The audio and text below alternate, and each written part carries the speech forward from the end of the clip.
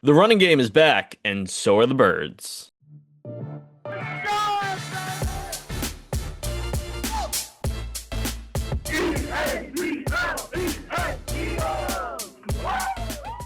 Hello, everyone. Welcome to Philly Sports Now, a Philly fan podcast. My name is Zach. With me is Andrew, and we're back to talk about things Philly Sports Now. That the Eagles have gone and defeated the New York Giants. Final score 20-38 birds. Big game, as I alluded to at the front there. Big rushing game. We have two running backs with over 100 yards. You had Saquon Barkley having 100 yards just in the first half alone, with a total of 150 at the end of the game. I know he was taken out pretty early because of his injury. And then Tank Bigsby hitting the 104 mark at the end of the game, man. It's a big rushing game. Big game. A lot of things learned, it feels like. And I just want to point out right away why this is immediately not the same as the collapse year of 2023. Because in that year, even the game we won against the Giants, who were much worse than they are now, when the Eagles won against the Giants, I remember none of us liked that win. That was a dirty win. It was one of those like you didn't like it didn't feel right. The Eagles didn't look right, and they somehow pulled off a win. Here, you have the Eagles dominate as they should. Is it because of the Kelly Green? Maybe. Are we still undefeated in Kelly Green? Yeah. But focusing on the stats and the real parts of this game, I think this is all good things to come. We kind of alluded to it last week with the Eagles having that moment of clarity uh, going into the Minnesota game and their offense definitely picking it up. And we talked about they had to capitalize on that going into this week against the New York Giants. And that's exactly what they did. So it does seem to, it's only 2 weeks. And now you have a bye, so we have to wait longer, but it's also a good thing because they get to work on it.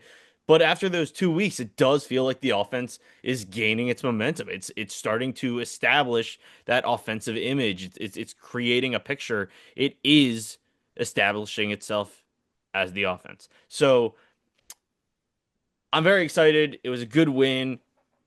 I will also point out that yes, I do have a mustache. It was for a Halloween costume. Try to guess in the comments below who I was dressed as if you haven't seen it already. Andrew, what are your thoughts coming off of this big win? Division win. Yeah, there's a lot to take away here. I think, as you alluded to, I mean, just a good all around game. Clearly, that bye after the Giants lost, the mini bye, as we can call it, really worked wonders with this team. And again, we talked about it last week going into the game on how, after last year's real bye week, it wasn't like everything got fixed right away. It was the build up week after week. And how that bye week last year came at the perfect time. And this time, it's the same thing. The mini buy came at the right time. You fixed things, and now you're continuing to see the improvement over the last 2 weeks. And now this year's buy comes at a great time where you can get healthy, regroup again, and then just take off again after this bye week. This gives you a chance to get Cam Jurgens healthy. It gives you, I mean, Barkley says he would have been able to come back in if the game was closer. So there's nothing to worry about that groin injury he had. So, I mean, if you're going to take that for what it's worth, or regardless, he has time now, 2 weeks to get back and get ready to go.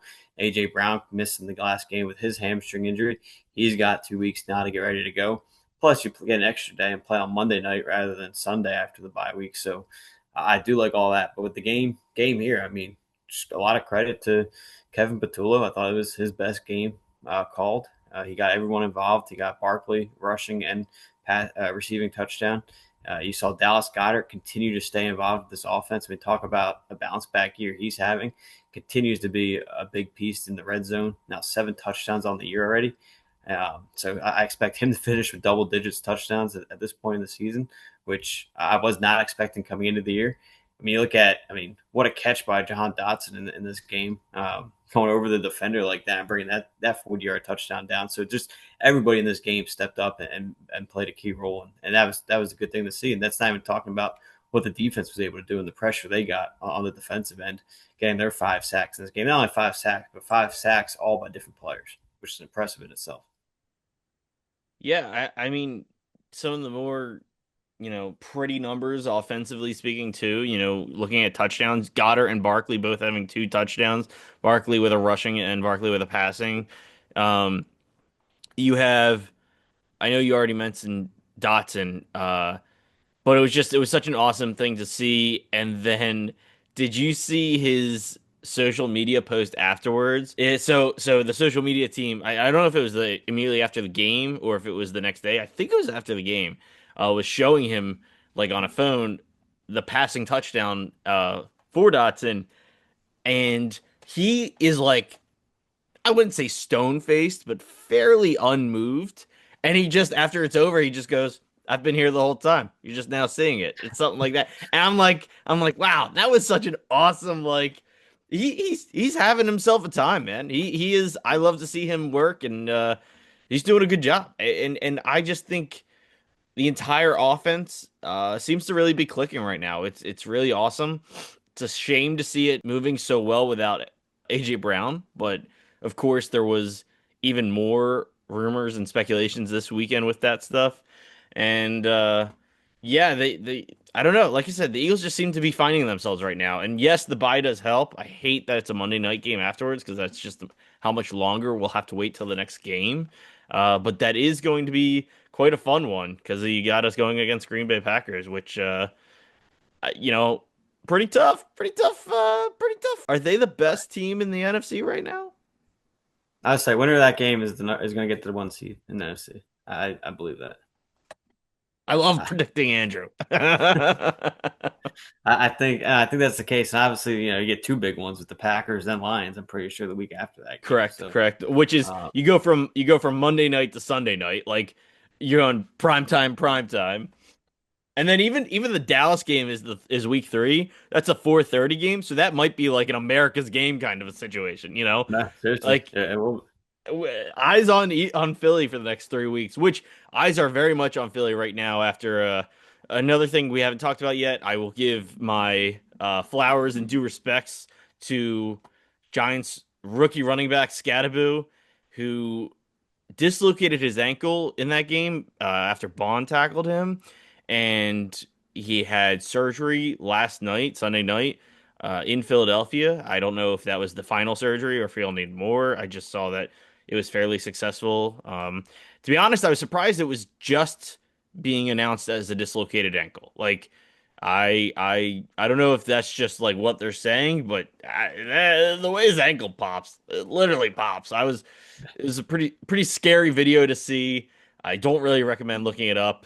But what I do want to say is Andrew and I did just talk about in our pregame podcast giving a lot of hype to Scadaboo and Jackson Dart as a team, as a pair, and looking forward to them being competitors in the future. So not sitting here praising that injury at all. That would be absolute scumbag maneuver. And no, we hope him a speedy recovery so we can beat him again fair and square. I mean, there's no question about it. He's just a fantastic player, and what he's able to do his rookie season has been incredible. And even before the injury, he gets the receiving touchdown into the end zone, their first touchdown of the game. So I mean, he made his impact there before he even left the game, and you see him get the big standing ovation too. He's getting carted off the field. So I mean, it shows you what he's getting recognized around the league too, and from the fan base is he's getting carted off the field. So I mean, he's already making his impact in the NFL. And like you said, the duo of him and Dart are going to be problems for the future. They're going to be a good duo, and it's going to be a fun division race with all this young talent in the division.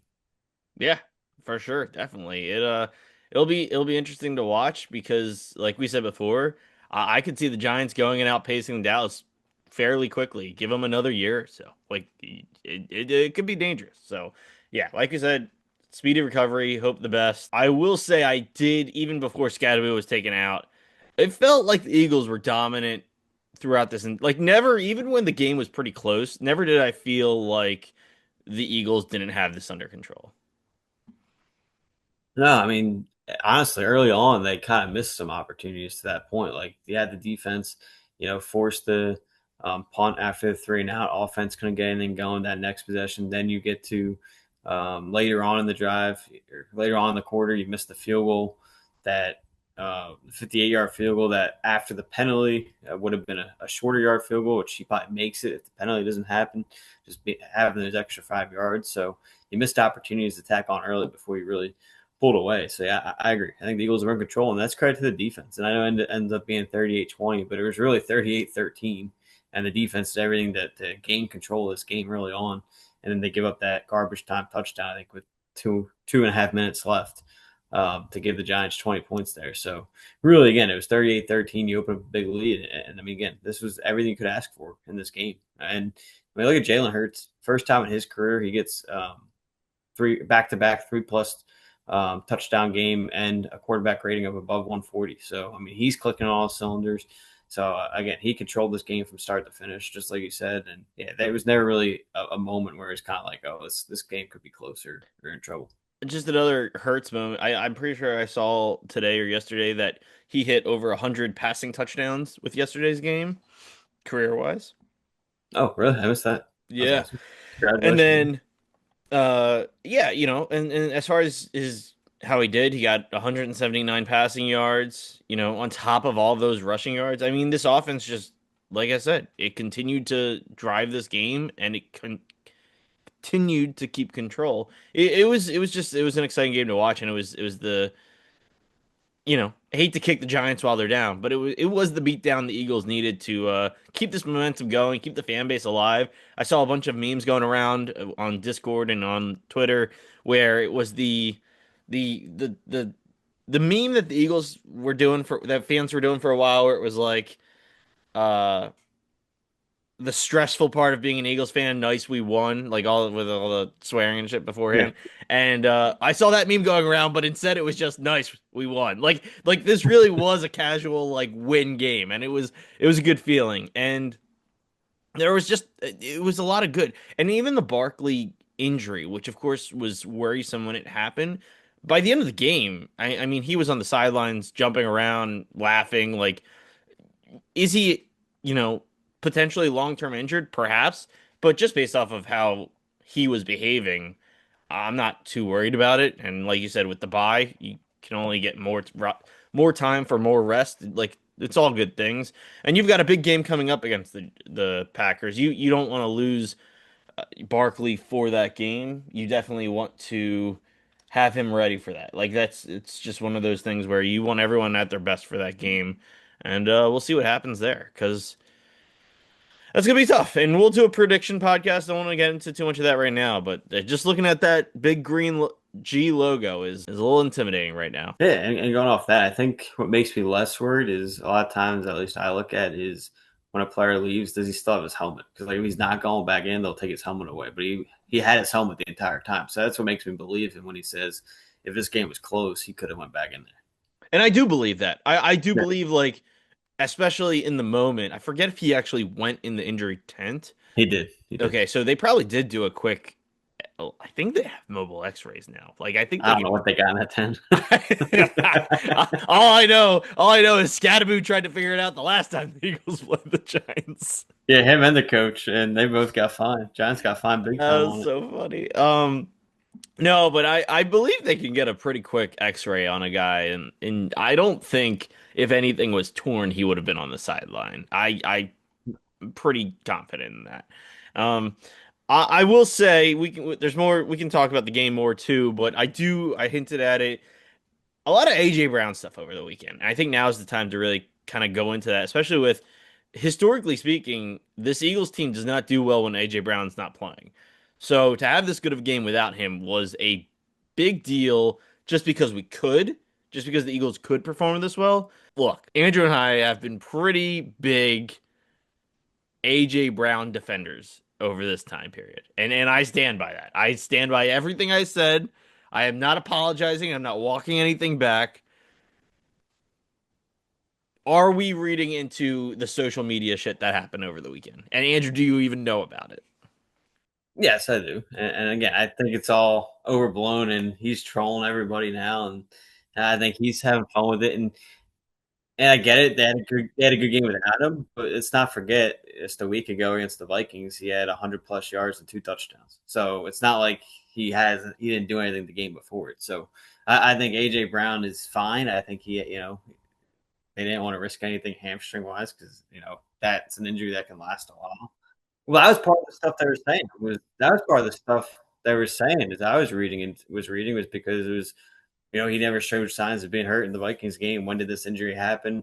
The Eagles are holding him off that way. If they want to trade him, I mean, blah blah blah. So like all that. So like I know what you're saying too, because Jeffrey Lurie had comments on it and everything, and so I know what you're saying too. That's just another side of it that I was reading about it. But again, I don't. I think it's all being overblown.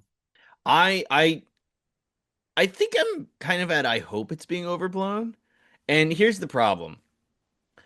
A AJ Brown is a troll. So like we've gotten to the point where it's hard to read these things seriously because he's doing a lot of it on purpose. Like he is he is specifically trying to piss people off because he thinks it's funny. That's what he's doing on purpose.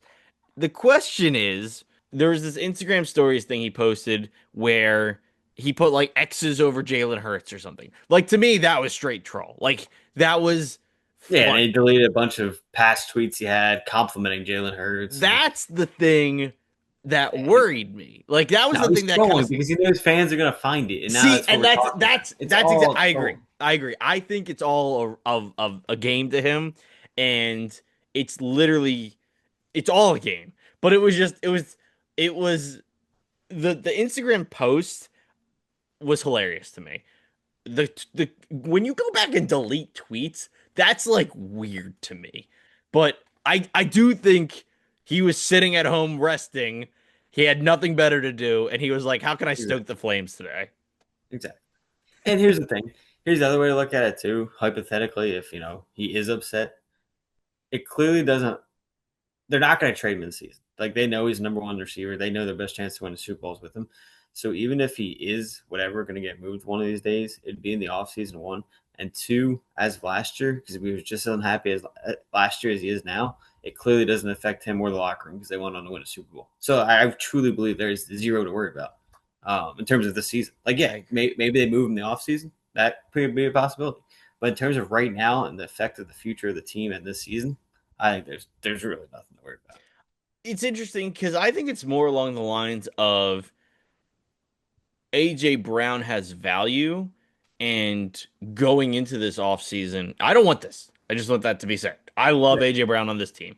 But I could see going into this offseason him being a trade asset because you're trying to unload salary cap, because clearly Devontae Smith has really begun to prove himself a wide receiver one. Like it's gotten to this point where it's not about is AJ Brown happy? It's again, I hate to say it, but do we need him? And I don't want to see him go, but I think going into this offseason, it wouldn't shock me at this point if Howie made, Howie magic happen and got some crazy first round pick plus a player kind of situation, which is just going to make the team younger and better. Like it's And at that point with how good Devontae Smith has become in these past few weeks. Well, past couple seasons, but these past few weeks specifically, he's just really proven himself. Is all I'm trying to get at. And what you're saying to me is similar to the situation. And obviously, you get more than what I'm about to say for the player I'm about to say, but it's a similar situation to last offseason, if you want to go there. And what happened with CJ Gardner Johnson was they realized we have a chance to offload salary. We have a young guy here. Last year's Reed Blankenship, who gets named one of the team captains coming into the year. You have Sidney Brown also coming back as safety. So it's like, okay, we like our young core here. We can get rid of salary, add a lot of draft capital for a guy like AJ Brown in the sense of you might be able to find something else more than draft capital. But if not, just draft capital, probably add a first round pick and go from there. Again, I might I don't sorry, think keep he's going anywhere. I think he'll be like again. I don't think he's going anywhere. They have him Smith locked in. Obviously, they have a lot of the young defenders on rookie deals. So again, I don't think he's going to go anywhere. And again, I think it's all been overblown is my prediction. But to the scenario you just said that could potentially happen, to me, reminds me of the CJ Garner Johnson situation. yeah, no, I think that's an accurate comparison, if more so I actually think I'd feel more comfortable losing AJ Brown than I did CJ Gardner Johnson, just because of how well our receiving core is right now. Um, I like as the joke from the Dotson interview is like he seems to be a decent wide receiver too. Like again, a wide out kind of guy. Like it's I trust him to take a wide receiver two position. Now, who becomes wide receiver three? Well, yeah, right now, but I mean, in this scenario, it'd be probably your first or second round draft pick. Right, your future. Okay. Because if you get rid of Brown, you're adding a first or So second round I was pick. gonna interrupt you, but I waited. But am I crazy? Is Brown not worth a first round pick to like, I don't know, the Steelers or well, I guess the Steelers got DK Metcalf, but I don't know, a team that needs a wide receiver Take the one. Patriots because that's who keeps being rumored to for some reason. I don't know why the Patriots have been the team, but that's the team I keep hearing is the Patriots. Yeah, I think if you're really that desperate for a receiver, I mean, I don't think the Patriots necessarily are because they saw Diggs, Stephon Diggs, but I mean, I think he's definitely worth a second round pick. I And mean, they've I got think, Diggs for like 3 years or something yeah, like that, unless yeah. he But retires, again, I you guess. don't find a guy with AJ Brown's size and physicality too much, like just coming into the league. So I think for sure he's still worth first or second round talent. Yeah, I think my biggest concern with him at this point is age. Like he's 31. Am I crazy? Is that wrong? I think around there. That's But what yeah, I think like he's on he's still got a few years. He's still in a his somewhat. prime. I think he's on a somewhat team friendly deal as well, because you're able to keep him, Smith, Hurts, and all them. So like, it's not like his salary is going to keep you from a lot of different other guys either. But no, overall, I do agree. I think to wrap it up that he was trolling. That's just who he is. He's good at it, and I don't know, man. I also find it amusing. Like I think because I've never bought into it, I have found it extremely entertaining. Like I have just never once bought into the idea that Brown was unhappy. I always loved that Brown called WIP and was like, "Would you guys shut the fuck up?" Like he's always been a guy that I feel like is a combination of funny and also like he puts in the work. So Yeah, I don't know. I think if he just suddenly quit on the Eagles, I would certainly not be what I am literally saying right now, but I just don't I don't know. I've never bought into it, and so I find what he does hilarious. It's yeah, like no. T.O., but he won a Super Bowl. I don't know how else to describe it. Well, and I think it's different too. Like the one that I always go back to is the book. When you bring a book on the sideline, that just screams troll to me. Yeah. Like Yeah, it's he not did like your typical he behavior. Like, like that he knew what he whole was doing on thing. that, and And he have we wanted to ever be seen a his book dick. since that video or since that game? That's what I'm No. saying. Like and He he claims was he does like, it I every always have game. this book on me. Like, get the fuck out of here. No, yes, I don't think there's anything to worry about. It'll all be fine in the passing. But I do think hypothetically, since we're talking about hypotheticals a little bit, in the event by next Tuesday, the trade deadline, um, let's just say he was moved. The shock on Mhm. our faces are going to be really funny since we were not buying into it. Yeah, I think you and I might have to go into we have to do like a YouTube equivalent to an apology episode just saying we were wrong. We were We're wrong. wrong. A 10-second video just both saying we're wrong. That's it. That's a whole video, but like a 30-minute video just being like, "Yep, we were wrong." We kind of talked a lot about the offense, but just to touch on the defense again, I know I mentioned the 5 sacks, but overall, I thought the pressure was really good. They forced Jackson Dart into some tough throws. On top of the sacks, they had a lot of pressure on him. 6 quarterback hits. They had 4 pass deflections. So not just the pass rush, but even the corners and the safeties, who we've questioned at some parts in this year. I think they stepped up and had a big game. So I think it was true offense and defense, one of your top games of the year from start to finish. And we talked a lot too going throughout the years, like how many times we're putting together a good first half or a good second half, and never that complete game. I think you had pretty much 2 good complete games from the Vikings to this game, but especially this game. And again, like I know it ends with 20, but really it was 13 points from that Giants team, and I think it goes a long way on what that defense was doing as well. And I think with a lot of turnover there as well, with a lot of the young guys, I think you're starting to see them click with Vic Fangio as well. So I think it was a good spot for the defense too. And I get it. Giants weren't fully healthy by the end of the game, but you mentioned earlier, you really were controlling this out of the start. So, no, a lot of good stuff. And the young guys is where I keep going back to, is seeing them continue to grow, and like Campbell and Makuba really starting to take that next step. Took them a little more weeks than it did DeJean and Mitchell last year, but you can't get that lucky every year. So Right. hopefully, as it progresses, you get to that. All right. So the last thing I wanted to talk about here, since we're going into the bye, we'll be taking some time off Eagles wise, but we do have a Sixers and Flyers episode coming out later this week. So make sure you subscribe, follow on Spotify, do all those things, and you'll catch those episodes. But one episode, haven't decided if it's one or two. Anyway, the last thing I wanted to touch upon here going into the bye is the Eagles are 6-2. I don't didn't have the foresight to listen to our podcast where we did our scheduling predictions, but kind of wanted to talk about how you feel of the schedule going into the bye and what's left of the season. I will start with saying I don't think you could be like without being undefeated. I think we're about as happy as we can be right now. I know some people were very nitpicky with the offense the first few weeks when we were 4-0, and I know that it took a while for the Eagles to kind of find their rhythm and they're just kind of getting there.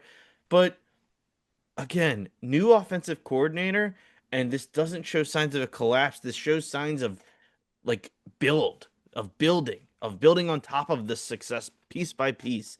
And I couldn't be happier. I couldn't be less worried. Like I said, statistically, if we were 8-0, that'd be great. That'd be, fantastic.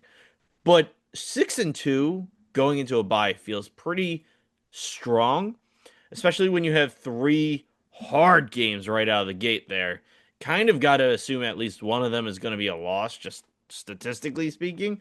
But I also think they're all winnable, and that's the interesting part of that. So, it could realistically go three losses, three wins, or 1-2, 2-1. Yeah, there's any combination for those three games. They're going to be three tough games.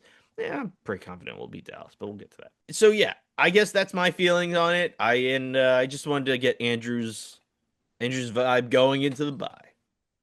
Yeah, I think I had the Eagles at 7-1 going into the bye. I remember going into the season, I thought we'd lose the Chiefs. We obviously pulled that game out, and then I thought we'd sweep the Giants and get the Broncos game.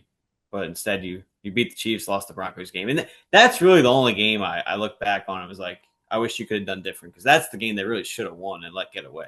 Like the Giants game, they just absolutely played bad and got beat top to bottom of that game. Broncos game, you were actually winning the majority of that game.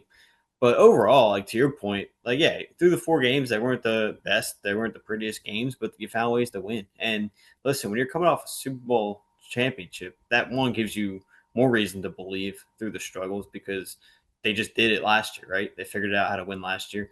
Number two, you played into February last year, so you had a shorter offseason than a lot of teams. So you came in a little banged up. You survived through these games injury wise and now you get that bye week, and now you can figure more things out. But more importantly, too, it's not like you went out there and beat a lot of bad teams. You went out and beat your division rival Dallas on opening night, which is obviously a battle. And I mean, they have to have a bad defense, but a very good offense. Then you go out and beat Patrick Mahomes and Andy Reid in Kansas City. Then you beat Matt Stafford and that Rams team. And then you beat on the road right now one of the MVP favorites in Baker Mayfield and the Tampa Bay Buccaneers.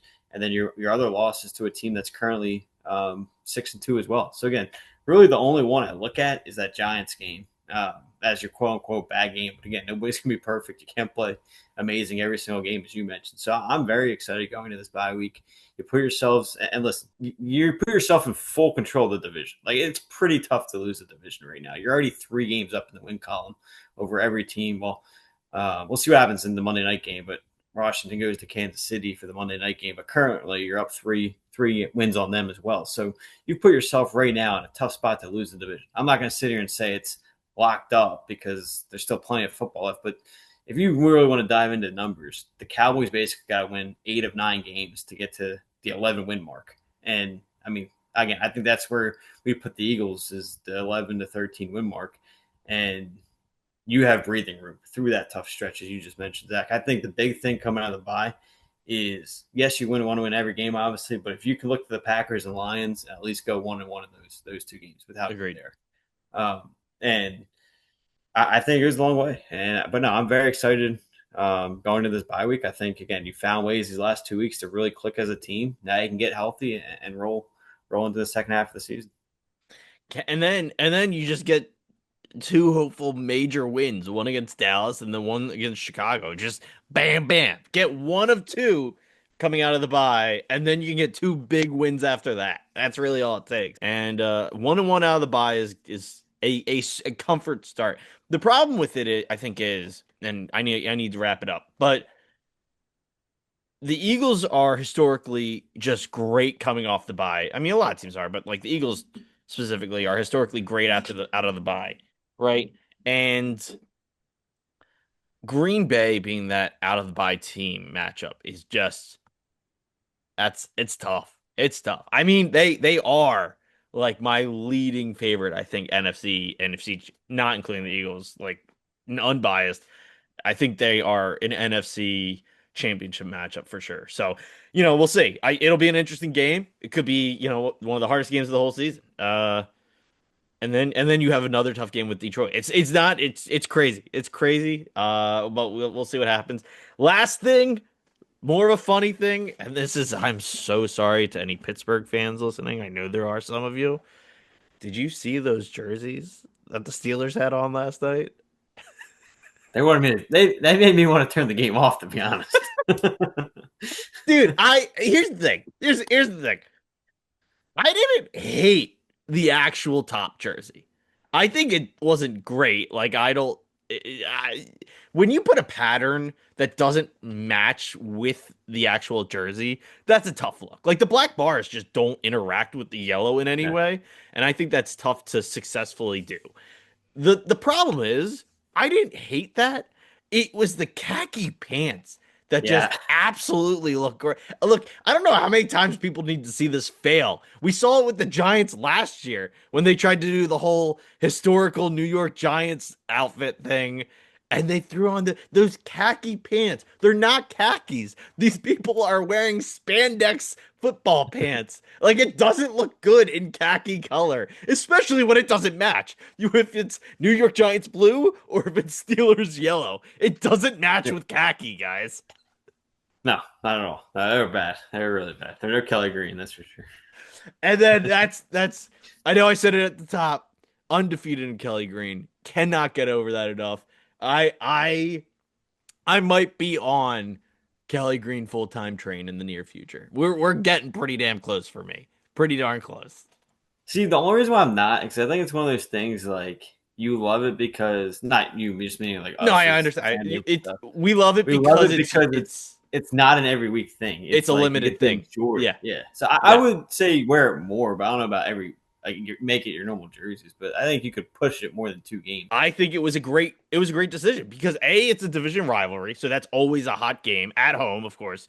And then B, we wanted a big win before the bye and we got it. So yeah, I no, I completely agree with you. I just can't hate the Kelly Green. I might get, I don't know. I have the Kelly Green AJ Brown jersey, which I wore for the game, but I think I'm finally gonna push and get the Kelly Green Saquon Barkley jersey, which is There just you go. like, I mean, it's the hurdle, right? Like if I'm gonna get another one, I might as well get a second Barkley jersey. I don't know. But we'll see. Anyway, that wraps it up for today. Like I said, make sure you're following or subscribing so that you can hear our next podcast where we talk about the start of the Sixers season. Andrew predicted Edgecombe to be a major asset, and he was right, to give you a little sneak peek there, as well as the start of the Flyer season, which has totally been happening, and we're paying attention. Thank you, everyone, for listening to Philly Sports Now. Sorry, the mustache gets in the way. For Philly. I don't care. I laughed at my own joke. Thank you, everyone, for listening to Philly Sports Now, a Philly fan podcast. You can find us on social media. Description links are in the description below. I gotta get out of here. Thank you so much. And as always, go Birds. Good night.